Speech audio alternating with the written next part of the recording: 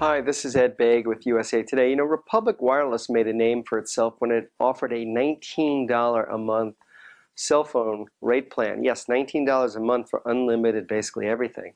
Of course, there was a catch, and the catch was that you got this plan when you bought a mid-tier Android Motorola phone, perfectly capable Android handset, but nothing sexy, certainly not state-of-the-art, and certainly not the so-called hero phones that are out there today. Well, now Republic is offering one of those hero phones. It's the Moto X from Motorola, which Google, of course, owns these days. A phone I really like a lot. And you can get it with a really cheap cell phone plan. $5 a month to start. Now, for $5 a month, you're pretty much doing, well, actually, you are doing everything over Wi-Fi. Calling, texting, getting data. Republic's whole business model is based on the fact that you're going to use Wi-Fi most of the time, but they have this hybrid system, Wi-Fi and cellular, and the cellular sort of piggybacks off Sprint's network. So if you want to start using cellular to supplement the Wi-Fi, then you're looking at $10 a month, still a really attractive price.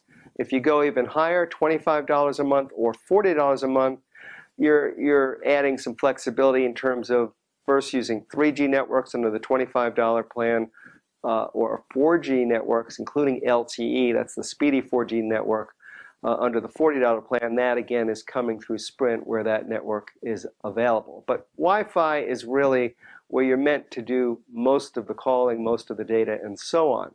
Now, one of the problems with the earlier phone and Republic's network was the so-called handoff. When you started a call in Wi-Fi and then ventured out into cellular territory, you would actually lose the call, it would drop out, and then the phone would automatically call you back. So this was hardly a seamless experience. Well, with the Moto X, Republic has addressed this problem, and in fact, during my tests, I was able to sort of keep a conversation going even when I repeated that exercise and moved from Wi-Fi to cellular. It worked fine. Neither the person I talked to or myself detected any noticeable decline in call quality. Although I should point out that generally speaking, you'll get better results with Wi-Fi calling, including in a place like my basement, which is typically challenged with making cellular calls because coverage in there is really spotty. Now, a few things to keep in mind about the Moto X that you get from Republic as opposed to the Moto X you get elsewhere. First of all, the price. $299, that's contract free. You might pay $600 for an unlocked or contract free situation when you buy the device elsewhere. Now, it basically runs all the features that Moto X users have come to love. Touchless controls, got a nice 4.7-inch high definition display, but it doesn't do everything.